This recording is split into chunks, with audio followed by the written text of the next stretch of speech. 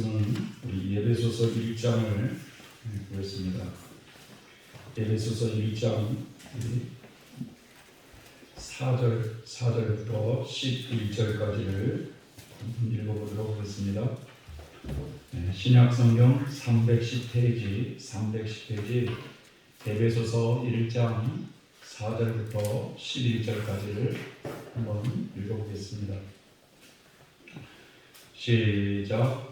곧 창세 전에 그리스도 안에서 우리를 택하사 우리로 사랑 안에서 그 앞에 거룩하고 흠이 없게 하시려고 그 기쁘신 뜻대로 우리를 예정하사 예수 그리스도로 말미암아 자기의 아들들이 되게 하셨으니 이는 그의 사랑하시는 자 안에서 우리를 거저주시는 바 그의 은혜의 영광을 찬미하게 하려는 것이다.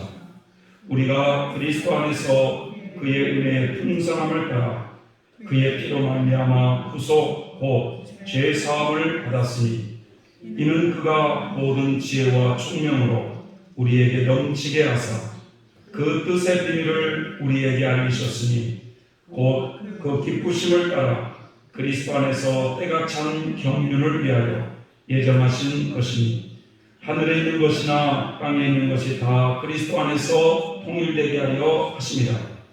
모든 일을 그 마음의 원대로 역사하시는 자의 뜻을 따라 우리가 예정을 입어 그 안에서 기업이 되었으니. 아멘.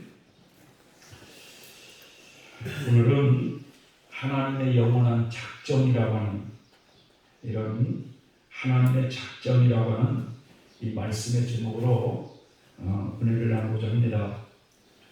하나님은 영원 전부터 창세 전부터 그의 피조물에 대해서 변치 않는 놀라운 계획을 가지고 계셨습니다. 그 하나님의 계획은 결코 변경되지 않는 계획입니다. 그 하나님의 계획은 결코 후회하지 않는 계획입니다. 사람의 계획은 어떤 여건에 따라서 그 계획이 수정되기도 하고 변하기도 하고 그 계획이 수포로 돌아가기도 합니다. 어렸을 때 어느 분이 나이팅게일의 전기를 읽고 감동을 크게 받아서 나도 이 다음에 크면은 저렇게 아픈 자를 돌봐주는 천사 간호원이 되어야 되겠다라고 꿈을 품고 살아왔는데 어느 날 아버지가 크게 화를 내시며 할 짓이 없어서 그런 짓을 하냐 하면서 반대를 했다고 합니다. 그래서 그 길을 가지 못했다고 해요. 이처럼 사람의 계획은 여건에 따라 수포로 돌아가는 경우가 있습니다. 그러나 하나님의 계획은 결코 변할 수가 없습니다.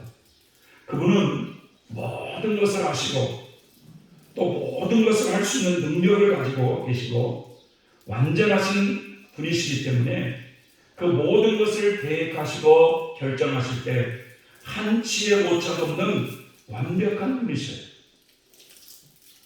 그 하나님의 계획 안에는 인간의 자유도 허용을 합니다. 그래서 잠언서 16장 33절에 보면 제비는 사람이 뽑는다 이거예요. 제비는 사람이 뽑지만 그 결정은 여호와께서 하신다라는 말씀이 있어요. 마태복음 10장 29절 30절에 보면 참새 두 마리가 한 아사리온이라고 하는 동전에 팔리는데 이것 또한 하나님께서 허락하지 않으면 일어나지 않는다고 말씀하고 있습니다. 그러면서 하나님은 너희 머리카락까지도 다 아신다는 거예요. 네? 내 자신도 내 자신의 머리카락 수를 알 수가 없는데 하나님은 나보다 나를 너무나 더 잘 아신다는 거예요. 네. 그래서 여러분 이 세상에서 일어나는 모든 일들은 여러분 하나님의 허락하에 일어난다고 우리는 그렇게 믿어야 되는 것입니다. 우리는 지나간 모든 일들은 하나님이 하셨다라고 생각을 가져야 돼요. 하나님께서 창세 전에 작정하신 그 계획은 인간의 행동에 좌우되지 아니하고 오직 그분의 기쁘신 뜻대로 그분의 절대 주권 속에 이루어지는 계획입니다. 하나님께서 창세 전에 당신이 계획하시고 이루시려는 그 뜻은 그분의 속성 안에서 우리는 이해를 해야 돼요. 하나님이 어떤 분이시냐? 최고로 지혜로운 분이시잖아요. 최고로 지혜로우시고 최고로 거룩하시고 완전하신 분이시잖아요. 그분이 오늘 이렇게 말씀하십니다. 우리 예배소서 4장 5절에 쉬운 성경으로 제가 읽어드릴게요. 하나님께서는 이 세상이 창조되기 전에 그리스도 안에서 우리를 흠없는 거룩한 백성으로 삼으시려고 예수 그리스도를 통해서 우리를 자녀 삼기로 작정을 하셨대요. 하나님. 이 일은 하나님이 바라시고 기뻐하셨다는 거예요. 8절부터 11절 보면 하나님께서는 그분의 그 풍성한 지혜와 지식으로 우리에게 한 가지 비밀을 가르쳐 줬는데, 그것은 하나님께서 그리스도를 통해서 우리를 구원하시려는 뜻을 가지고 계신다는 거예요. 그래서 때가 되면 하나님은 그 계획을 분명히 이루실 것인데, 모든 것을 그분의 뜻대로 이루시는 하나님이 창세 전에 이미 우리를 하나님의 백성으로 예정에 놓으셔서 하나님의 때에 그걸 예수 그리스도를 통해서 이루어 가시더라라고 오늘 본문에 말씀하고 있습니다. 하나님께서는 여러분 영원 전부터 당신이 계획하고 그것을 반드시 이루시고자 작정한 것이 있는데, 그것은 예수님을 통해서 우리를 자녀 삼으시고자 작정하셨다는 것. 다시 말해서 하나님은 창세 전에 우리를 하나님의 백성으로 예정해 놓았다는 거예요. 여러분 이 성경 말씀을 여러분 믿을 수 있습니까? 아니 어떻게 이 세상이 생기기도 전에 하나님은 그리스도를 통해서 우리를 당신의 자녀로 예정하셨느냐 이거예요. 그래서 이제 이런 말씀이 나오는 겁니다. 로마서 8장 30절에 보면 하나님께서는 미리 정하신 사람들을, 하나님이 미리 구원하려고 정한 사람들이 있다 이거죠. 그래서 미리 정하신 사람들을 하나님이 부르셨고, 부르신 그 사람들을 의롭다고 하셨고, 의롭다 하신 그들을 영화롭게 하셨느니라. 이 말씀에 보면 하나님은 구원하기로 미리 정하신 사람들을 하나님의 때에 부르신다는 거예요. 하나님이 우리를 구원하시려고 정하신 때가 언제냐? 창세 전이었다는 거예요. 이것이 하나님의 작정이에요. 작정.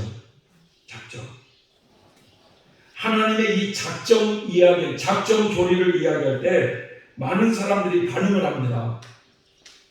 아니 하나님은 불공평하시네. 하나님은 공의롭지 못하시네. 어떻게 인간이 이 땅에 태어나기도 전에 누구는 구원하기로 작정하시고 누구는 구원 못 받을 사람으로 예정을 해놓으셨다는 말인가? 인간의 자유가 하나도 없네. 인간이 선택할 수 있도록 해서 구원을 받고 못 받고 해야지 어떻게 창세 전에 이미 구원받을 사람을 확정해 놓을 수 있을까? 이 부분은요 지금까지 논쟁이 되고 있어요. 지금까지. 자, 오늘 이 시간에 하나님께서는 놀라운 비밀을 가지고 계시는데, 창세 전에 예수님을 통해서 우리를 구원하시려고 작정하셨고 하나님의 백성으로 우리를 예정하셨다는 거, 여러분 이 말씀을 믿으십니까?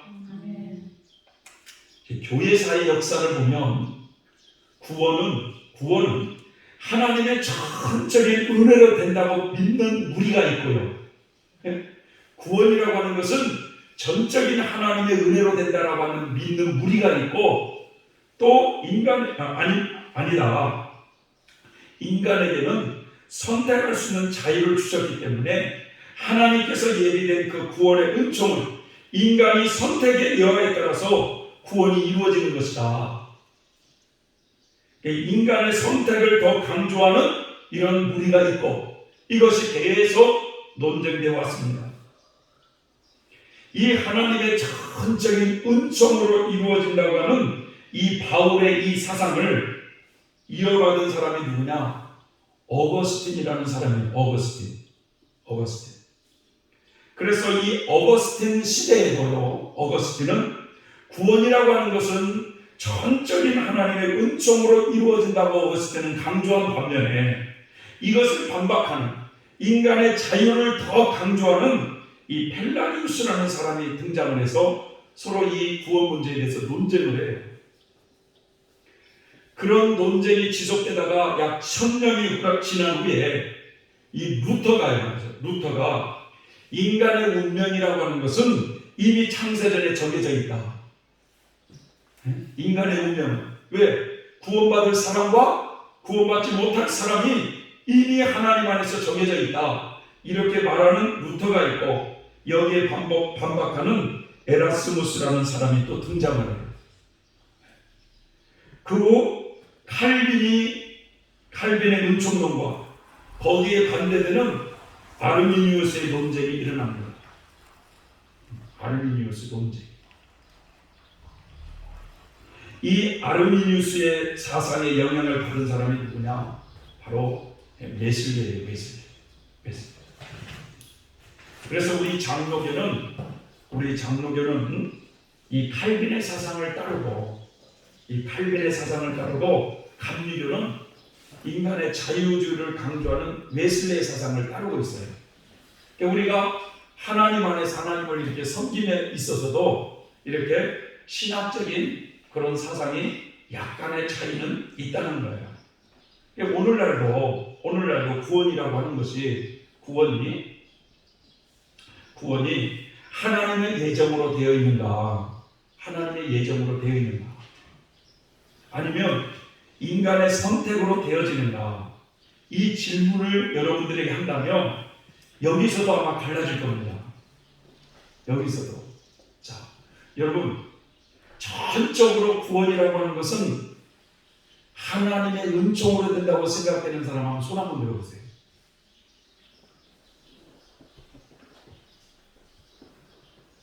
내리세요. 아니다. 구원이라고 하는 것은 인간의 선택이와에 달려있다. 그런 손 한번 들어보세요. 하영장님 뭐예요? 안 들었잖아. 아까 들었어요? 네. 그러니까 우리가 말이죠. 이 바울은 에베소서에서 예수를 믿는 우리 성도들이 어떤 존재냐. 먼저 이것을 전제해서 써나가는데 하나님께서는 창세 전에 우리를 선택한 존재라고 말씀하고 있어요. 하나님께서 창세 전에 예수 그리스도를 통하여 우리를 구원할 계획을 작정하셨다고 말씀하고 있어요. 우리의 의지와는 상관없이 하나님께서는 창세 전에 이미 우리를 하나님의 백성으로 예정에 놓으셨다고 말씀하고 있어요. 예정이라는 건 뭐냐? 하나님께서는 구원받을 자를 이미 예정에 놓았다. 그래서 우리들이 흔히 하는 말이 뭐냐? 하나님이 택한 백성은 지금은 그렇게 방황하고 있어도 때가 되면 돌아오더라. 이런 말을 하죠. 네? 성경에는 하나님께서 먼저 어떤 일을 하겠다고 작정하시는 부분이 많아요. 하나님이 이렇게 하겠다고 작정하신 부분이 많아요. 창세기 15장 13절부터 14절에 보면 이런 말씀이 있습니다. 여호와께서 아브라함에게 이르시되 아브라함아 너는 정령이 알아라. 너의 자손이 이방에 객이 되어서 그들을 섬기겠고 그들이 400년 동안 너의 자손을 괴롭히게 하리니 그 섬기는 나라를 내가 징치할지며 그 후에 너의 자손이 큰 재물을 이끌고 나오리라. 이 말씀이 뭡니까?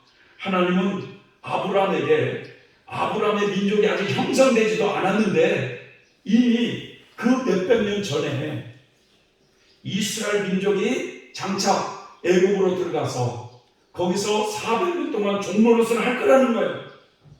그래서 하나님께서 이 애국 백성을 징치할 때 이 너희 자손이 거기서 예물을 들고 거기서 나올 것이다. 자, 하나님은 이렇게 작정하시고 그 때가 되면 그것을 이루십니까? 안 이루십니까? 이루시죠. 또 사도행전 13장 48절에 보면 이런 말이 있어요. 이방인들이 듣고 기뻐하여 하나님의 말씀을 찬송하며 영생을 주시기로 작정된 자는 다 믿더라. 여러분, 하나님께서 영생을 주시기로 작정된 자가 있는데 영생을 주시기로 작정된 자는 다 예수를 믿더라. 이렇게 말씀하고 있는 거예요.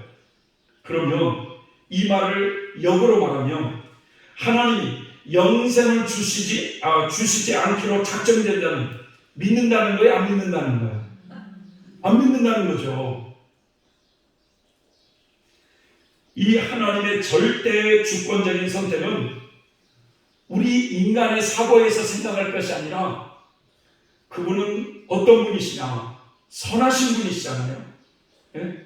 그분은 거룩하신 분이시고 완전하신 분이기 때문에 그분의 뜻 안에서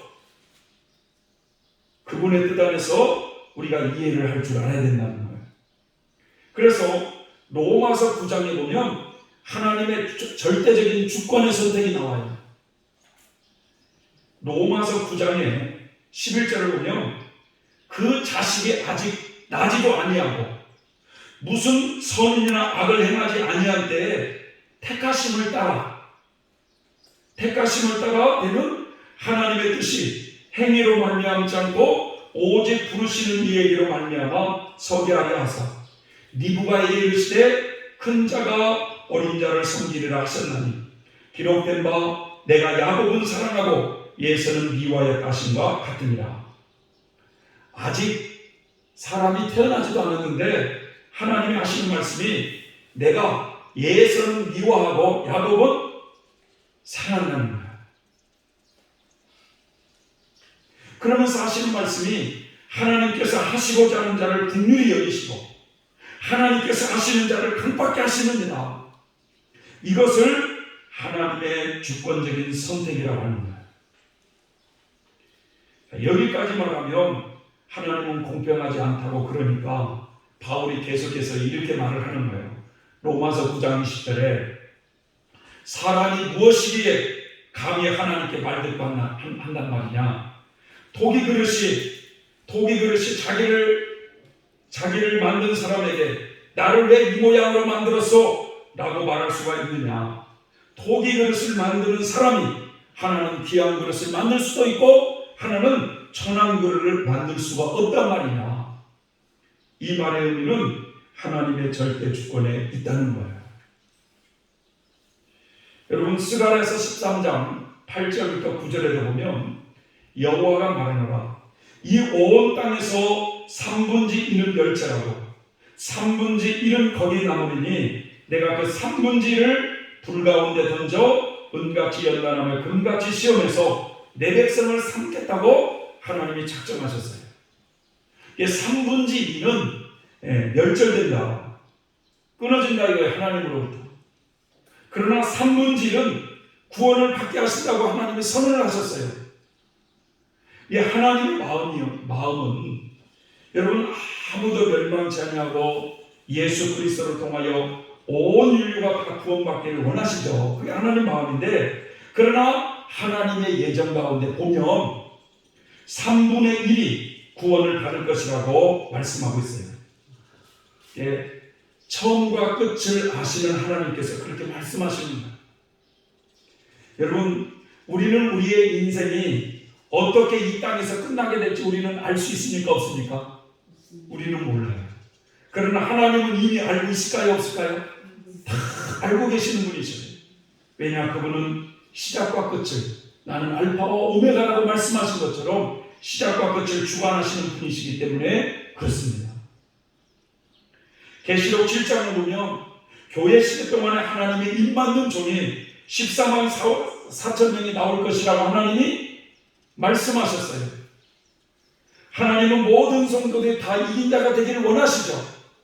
하지만 하나님의 예정 가운데 보면 교회 시대 동안에 14만 4천 명이 임맞는 종이 될 것이라고 말씀하고 있어요.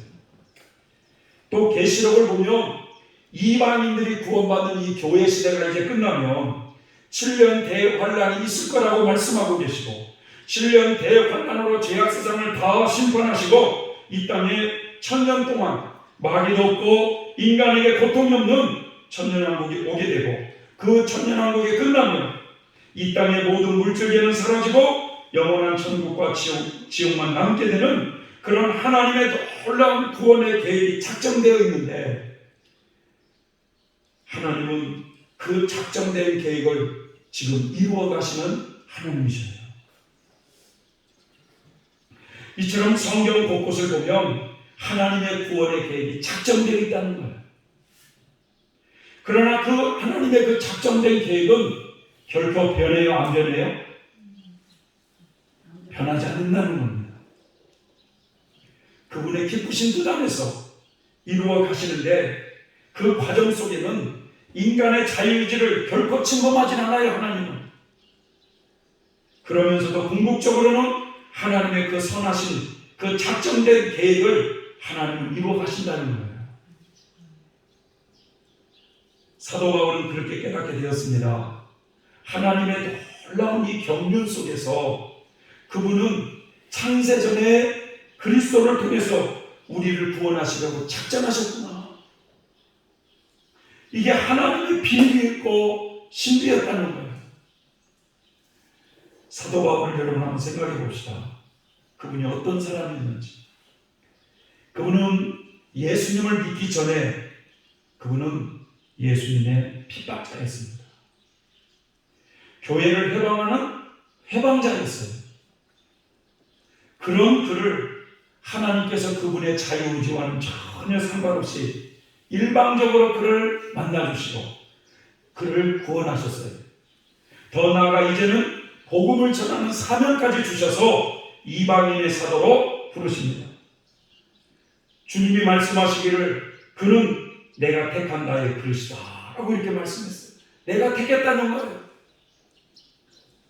바울이 생각할 때 자신이 이렇게 된 것은 전적인 하나님의 은혜라고 밖에 표현할 수밖에 없는 거예요. 바울이 고린도전서 15장 9절을 보면요, 고린도전서가 바로 바울이 제2차 제2차 전도여행 때 이 고린도전서를 쓰게 되는 제3차 전도여행 예배소에서 이 고린도전서를 쓰게 되는데 바울이 그때 자신을 뭐라고 말씀하냐면 나는 사도 중에 지극히 작은 자라고 이렇게 고백을 해요. 나는 사도 중에 지극히 작은 자다. 그런데 그 후에 3년이 지난 후에 예배소서 3장 8절에서는 바울이 뭐라고 보냐면 나는 성도 중에 지극히 작은 자보다도 더 작은 자다. 이렇게 자기를 더 낮춰요. 그리고 그의 사역을 마무리하는 그 말년에는 디모데전서 1장 15절에는 나는 죄인 중에 내가 괴수라고 말씀하고 있어요. 세월이 가면 갈수록 믿음 안에서 자신을 더 낮추시는 바울의 모습을 볼 수가 있어요. 바울은 자신을 이렇게 인도하신 하나님의 은혜를 강조하지 않을 수가 없었어요. 그래서 이 바울의 이런 사상을 이제 그 사상의 흐름이 누구에게 이어지게 되느냐? 어거스틴에게 이어지게 돼요. 어거스틴. 여러분 어거스틴은 누구냐고요? 어거스틴 들어보셨어요? 네? 여러분 보통 탕자가 아니었습니다. 어거스틴은 사도 바울과 같이 젊은 날에 많은 방황하는 사람이었어요. 그의 나이가 그 어린 나이에 여러분 성적으로 타락했던 사람이에요. 아버지의 방탕한 기질을 이어받은 것인지 10대에 여자와 동거 생활을 합니다. 그런 가운데 자녀까지 낳았어요. 이것을 알게 된 어머니 모니카는 아들 때문에 눈물을 참 많이 흘려요. 그뿐만이 아니에요. 만유교라고 하는 이단에 빠져요. 또 아들이 그렇게 어머니는 하나님 품속으로 돌아오라고 기도하는데 이 아들이 만유교라고 하는 이단에 빠져서 그곳에서 근 10년 동안 방황을 해요. 이것 때문에 또 어머니 보니까는 아들을 위해서 눈물을 많이 흘려요. 그래서 이 어거스틴이라고 하는 이분은요, 어머니의 눈물을 많이 흘리던 아들이었어요. 그래서 훗날에 여러분 어떤 책이 나온 줄 알아요? 아들아, 엄마의 치맛보기는 눈물이 고여있단다 라는 이런 책이 있어요. 어머니의 그 간절한 눈물의 기도가 상달이 되었는지 마침내 어거스틴이 하나님께로 돌아옵니다. 근데 이 어거스틴은 굉장히 수사학, 웅변학 이런 재능이 뛰어난 사람이었어요. 머리가 보통 좋은 사람이 아니에요. 그래서 그가 주님께로 돌아온 그날 그는 얼마나 감격했는지 모릅니다. 그래서 이분이 나중에 훗날에는 목회자가 되고 수도자가 되고 위대한 신학자가 돼요. 그러니까 이 어거스틴이 자신의 모습을 뒤돌아볼 때 나의 나된 것은 하나님의 은혜였다라고 고백할 수밖에 없어요.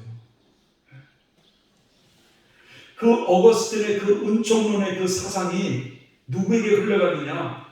칼빈에게 흘러간 거예요. 칼빈에게. 그래서 이 칼빈의 애정론이 나오게 됐는데 우리 장로교는 칼빈의 그 애정론을 따르고 있는데 그 칼빈의 애정론은 인간의 구원 문제는 하나님의 절대 주권과 은총을 바탕으로 창세 이전에 이미 하나님에 의해 구원받을 자와 멸망받을 자가 예정되어 있다고 주장을 해요.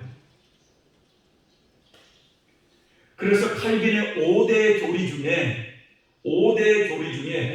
성도의 견인이라는 말이 있어요. 성도의 견인. 성도의 견인이라는 말은 무슨 뜻이냐? 하나님으로부터 거듭난 성도라면 성령이 내주하시기 때문에 하나님으로부터 거듭난 성도라면 성령이 내주하시기 때문에 하늘이나 땅에 있는 어떤 것도 하나님의 사랑에서 그 사람을 떼어놓지 못한다. 그래서 이 사상을 가지고 있는 목회자나 성도들은 어떤 생각을 하고 있느냐? 한 번 구원받은 사람은 영원한 구원이다라고 생각을 하는 거예요. 왜?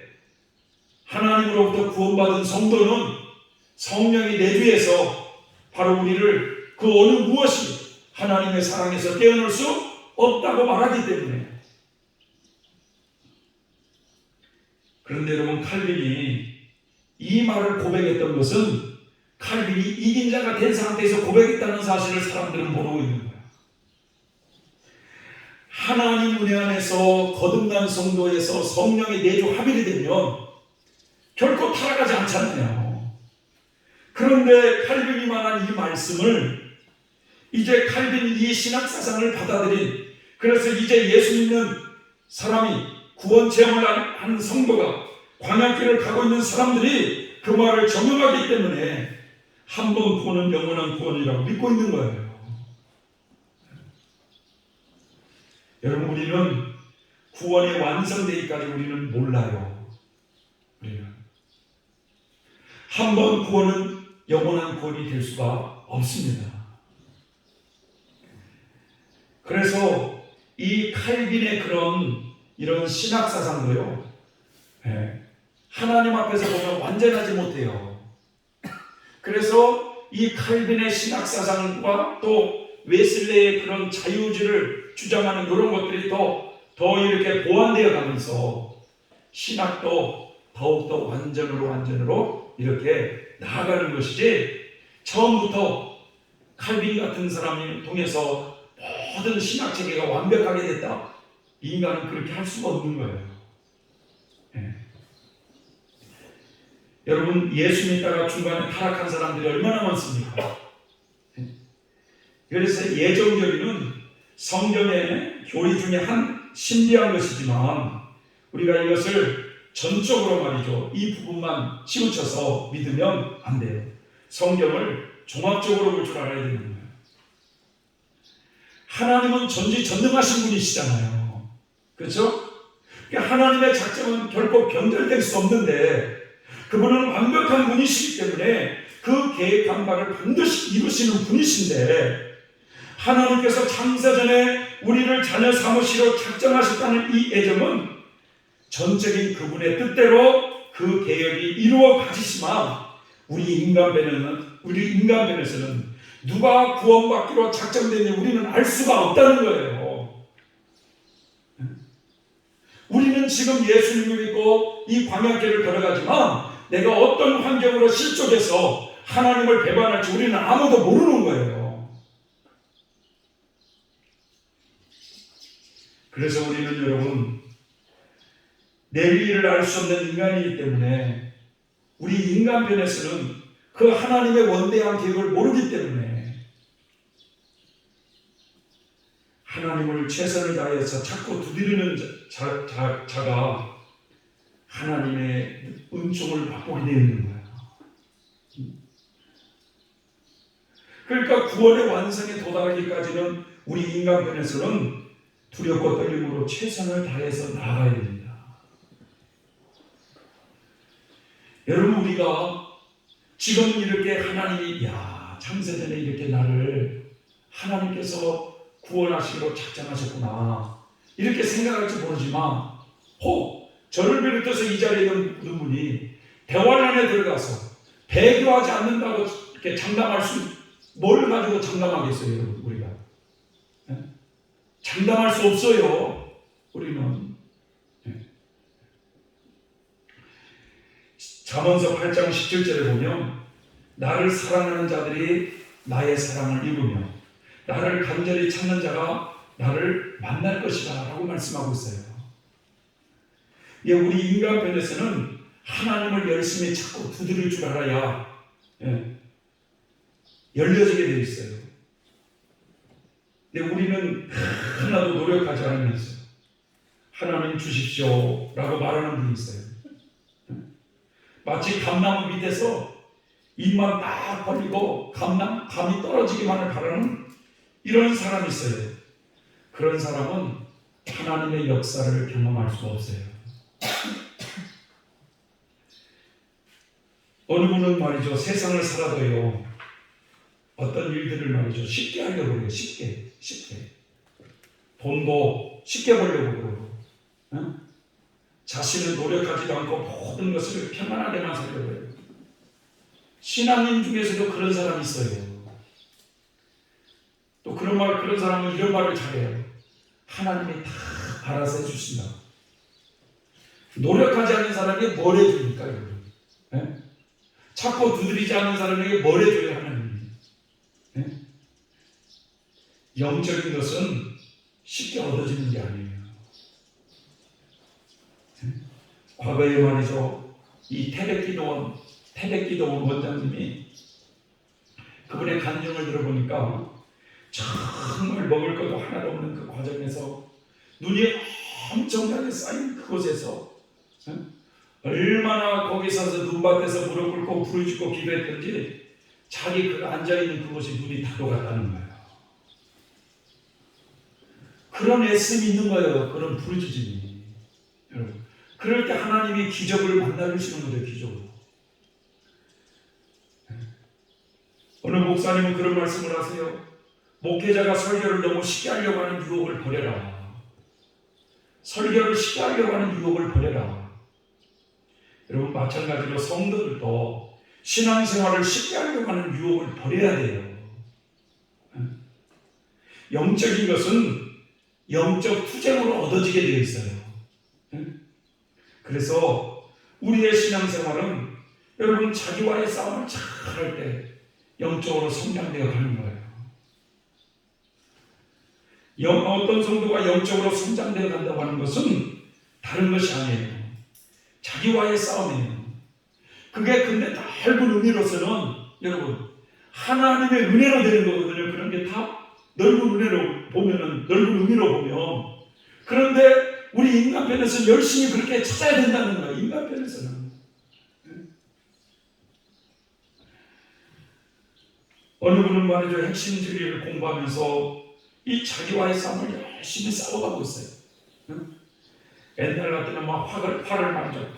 막 냈을 텐데 화를 내지 않으려고 무지 애를 쓰고 이런 것이 자기와의 싸워가는 거거든요. 그러면서 영적으로 진보되려는 거예요. 혹 넘어지면 또 일어나고 넘어지면 또 일어나고. 우리가 가만히 있어도 하나님이 다 해주신다? 이건 성경적이라고 볼 수가 없어요. 우리 인간편에서는 최선을 다하려는 노력, 이것이 언제든지 우리에게 있어야 된다는 거예요. 그러니까 십자가를 지려고 하는 사람이야말로 한참 지고 가다가 짊어지고 너무너무 감당하기 어려울 때 하나님의 기적의 성격이 나타나는 거죠. 자기는 별로 십자가를 지려고 노력하지도 않는데 하나님의 기적으로 도와주신다? 이런 일은 없어요.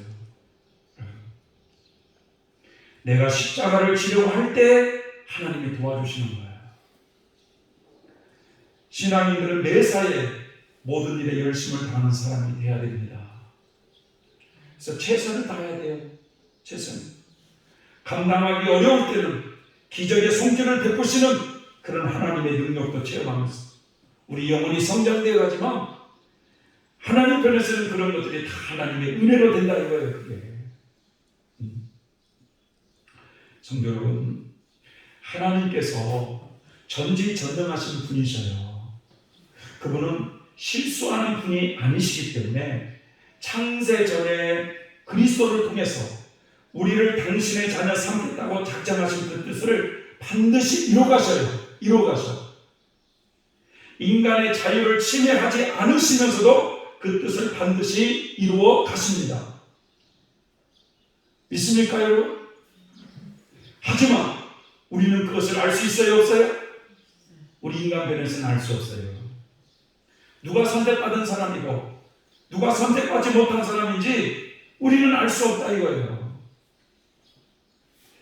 여러분들의 인생을 가만히 지금 뒤돌아보면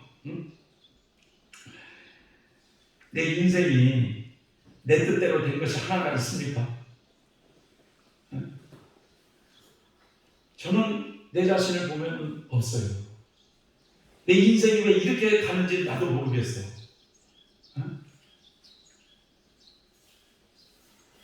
나는 어렸을 때 큰 욕심도 없이 저 나라에서 밥 먹여주고 공부 가르쳐주는 그런 대학 나와가지고 그 이쁜 여자 얻어가지고 시골에서 좋은 집 짓고 부모님 모시고 사는 것이 내 꿈이었는데 하나도 이루어진 게 없어요.